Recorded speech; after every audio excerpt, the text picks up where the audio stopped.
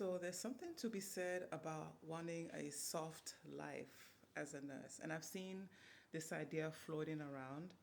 And while that's cool to, want to take things down a notch as far as the intensity in the type of nursing that you do, I think the approach that would best serve a lot of nurses that want to tone things down and don't want to be as in such intense areas like maybe ICU or med surge, I think it's not so much a soft life as much as it is a more regulated life.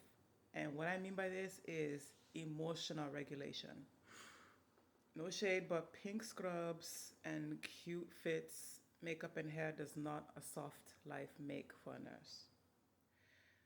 So, what do I think about this? What makes a soft life? To me, it's not even soft because no matter what you do, if you're dealing with people that are not well, you're gonna see them at their worst. They're not going to be chipper and happy to see you a lot of the times. I can't even begin to count how many times I've been cussed smooth out from telling just by going in a patient's room and telling them good morning. And it's not as though I woke them up from sleep. They were already awake, but they weren't feeling well. I was in their line of fire, and they saw fit to say what they needed or felt that was right for them to say.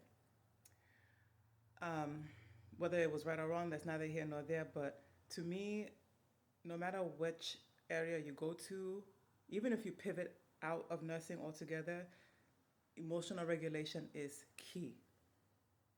So it's a good idea at this point to try to learn what your triggers are when you're interacting with people, what sets you off, and what makes you feel good. Because no matter where you go, people are gonna people. People are going to show themselves and be who they are. But how do you react to them when they start to do this? That's the ticket.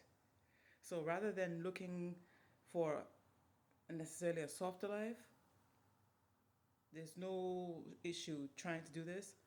Let's look for emotional regulation. What are those things that push your buttons that you don't like to see, you don't like to hear? And let's find out what those things are so you can heal them. Especially if these are things that tick you off to the point where you're like, okay, I need to scream, I need to go attack a bag of chips. We can't be doing that. We cannot be taking our frustrations out on food and just making ourselves ill as a consequence to other people's reaction to their illness. So, if you are resonating with this message, if you want to understand how to live a more emotionally regulated life with respect to how you eat, and that means undereating or overeating, head to the top of my page and click on the link. I created a self care guide called the Heart Method for nurses and shift workers so they could begin to do just that. So if this resonated with you, please like and share also. Take care.